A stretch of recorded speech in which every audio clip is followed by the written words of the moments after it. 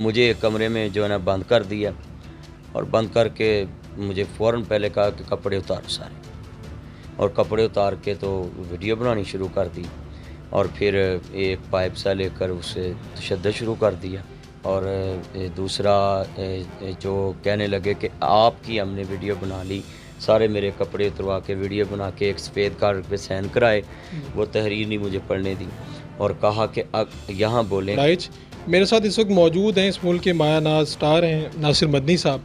लेकिन ये वक्त शायद दुरुस्त नहीं कि मैं इनके पास जब आया हूँ तो एक दिलखराश वाक़या इनके साथ पेश आया है।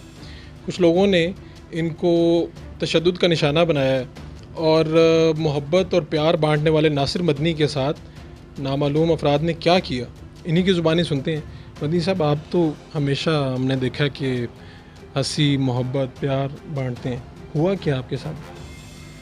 बस एक आदमी है, उसने मुझे फ़ोन किया लंदन से व्हाट्सएप कि मैं आपके चाहने वाला हूँ, तो मैं पाकिस्तान आया हूँ, तो आप मेरे पास मैं आप बंदा भेजता हूँ, तो खारियाँ आएँ प्रोग्राम करें मेरे होटल में, अजवा होटल। मैंने कही यार पाबंदी है, तो कहता है वैसे दुआ कर जाएँ, मेरी वालदा की ख्वाहिश है।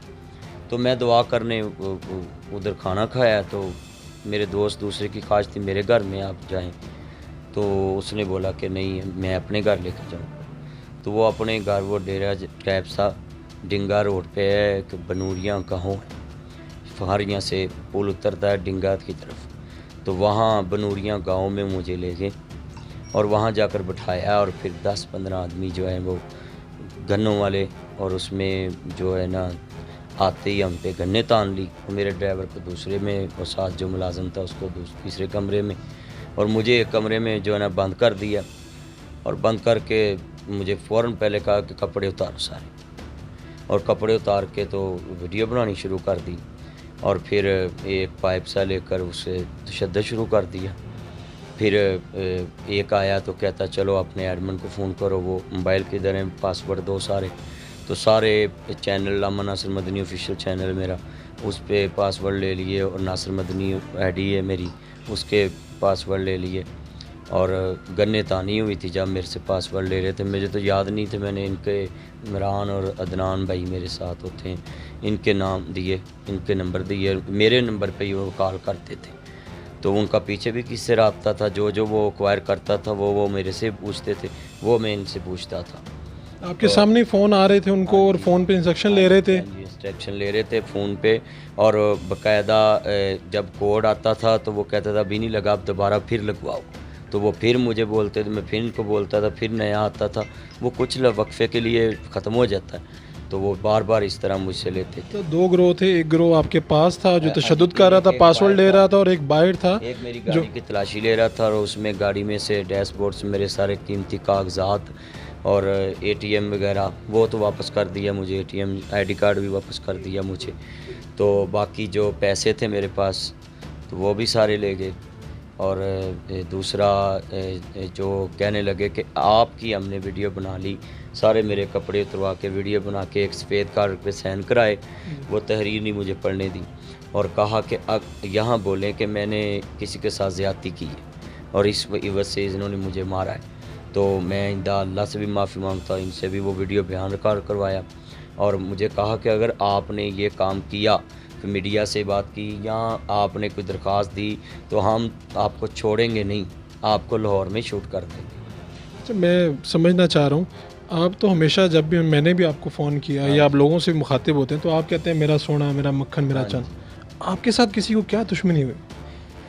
बस जब से ये मीडिया पे मेरे जो ना क्लिप वायरल होते हैं ना, तो दुश्मनी मेरे से यही है कि मैं छोटे लेवल से ऊपर आया हूँ, किसी तंजीम का सहारा लेकर नहीं आया, मैं लोगों की खिदमत करके ऊपर आया हूँ। यतीम खाना मैंने बनाया है, और उसमें गरीब लोग मेरे पास रहते हैं, तो छोटी उम्र में, मेरी अभी 34-35 साल एज, छोटी उम्र में अल्लाह ने मुझे इतनी इज़्ज़त दे दी, तो मैं किसी सियासी पार्टी के हाथ भी नहीं आता, ना किसी एहतजाजी पार्टी के हाथ आता हूँ, ना मेरी एक्टिविटी तुमने कभी देखी। लोग रब्ता तो करते होंगे? रब्ता बहुत ज़्यादा लोग करते हैं मुझसे, और मैंने कभी किसी की बात नहीं सुनी। मैंने कहा यार मेरा ये मिशन है कि मैं लोगों को बेटियों के, माँ की, मेरी माँ की शान जो नेट पे सुन लेता है तो वो लोग बेटियों को हिस्सा दे देते हैं, माँ की खिदमत करने लगे। اور جو لوگ کڑوی بات مسجد میں مولوی صاحب کی نہیں سننا چاہتے وہ میں میٹھے انداز میں لوگوں کو سمجھا جاتا ہوں. اور بڑے وہ جیسے یہ کوتا کٹنگ پیچھے چلی تھی، سارے لوگ بچے کاٹ سارے بال کٹواتے، تو میں نے ان کو کہا میرا چن میرا مکھن، تو وہ غصہ بھی نہیں کرتے اور خوش ہو جاتے ہیں، سیلفیاں بھی. اور میرے حساب سے پاکستان میں جہاں بھی میں کھڑا ہو جاؤں آپ مجھے کھڑا کر لیں تو سڑک بلاک ہو جاتی ہے، لوگ سیلفیاں لینے لگ جاتے ہیں. بس انہوں نے مجھے بولا کہ آپ کی یہ فین فلمنگ ہم نے رہن نہیں دے. تو میں نے اب ان کو بولا کہ مجھے جان کی بھیک دے دیں آپ، تو جو ایسے آپ کہیں گے میں ویسے ہی کروں. مسلسل تشدد کرتے رہے تو ویسے. جب آپ بس روکتے تھے تو آگے سے کچھ نہیں کیا کہتے تھے؟ ایک کوئی دفعہ ایسی میں بات جو وہ کہتے تھے؟ ایک بوتل سی سٹنگ سی پلائی، اس میں بھی کچھ تھا، تو میں جب بے ہوش ہوتا تھا تو پھر کھڑا کر لیتے تھے. واپس کس طرح آئے اب وہاں سے؟ واپس وہ مجھے خود ہی گاڑی میں انہوں نے نیچے پچھلی سیٹوں پہ ہمیں بٹھا دیا اور میری گاڑی انہوں نے ڈرائیو کی ہے، اور لوکیشن باقاعدہ میری گاڑی ٹریکر ہے اور وہ لوکیشن بھی مل سکتی، میرے موبائلوں کی لوکیشن بھی ادھر سے مل سکتی ہے. وہ کل 16 مارچ کی رات تقریباً 10 بجے سے لے کر تقریباً صبح 2 بجے تک وہ میرے ساتھ رہے.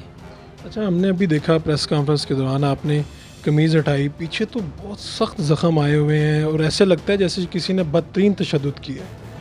کبھی آپ کو ایسے لگا ان کی وجہ سے کوئی دشمنی کوئی خاص آپ کی؟ ہم نے دیکھا کہ حج کے اوپر آپ نے بات کی تو پورے پاکستان کے میڈیا نے اسے کور کیا.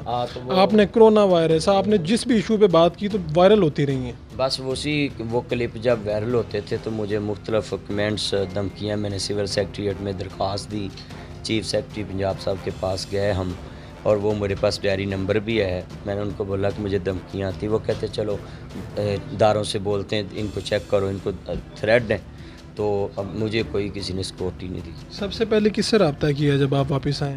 میں عبدالماجد چودھری صاحب سے رابطہ کیا. اور گھر والے پریشان تو بہت ہوئے ہوں گے؟ بہت زیادہ. میں اپنے بچوں سے ابھی نہیں ملا. کتنے بچے ہیں آپ کے؟ 3 بچے. اس پاکستان میں سچ نہیں کوئی بول سکتا. اس واقعے کے بعد مجھے پتہ چل گیا کہ پاکستان میں کوئی سچ نہیں بول سکتا، کوئی سچ کہے گا بھی نہیں.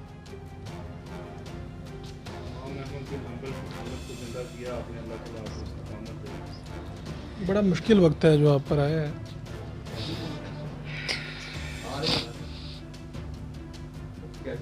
کیا کہنا چاہیں گے؟ بہت سے چاہنے والے ہیں آپ کے اس وقت پریشان ہیں. میں اپنے چاہنے والوں سے یہی کہوں گا کہ میری ثابت قدمی کی دعا کرے، مجھے اللہ صبر دے، اور جنہوں نے مجھ سے ایسا کیا ہے اللہ ان کو کیفر کردار تک پہنچائے اور میرے کے بغیر کسی اور کے ساتھ نہ ایسا کر سکے. میں اپنے ارباب اختیار سے، میری سپیچوں میں پاکستان کے تمام اداروں کے لیے دعائیں ہوتی ہیں، تو اب میرے پہ وقت ہے کہ پاک فوج اور پاک پولیس، اور پولیس کے لیے تو میں نے بڑا کام کیا ہے. لوگوں کو بولتا ہوں کہ ان کو ناکے پہ سلوٹ مارو، ان کو ایپاٹائٹس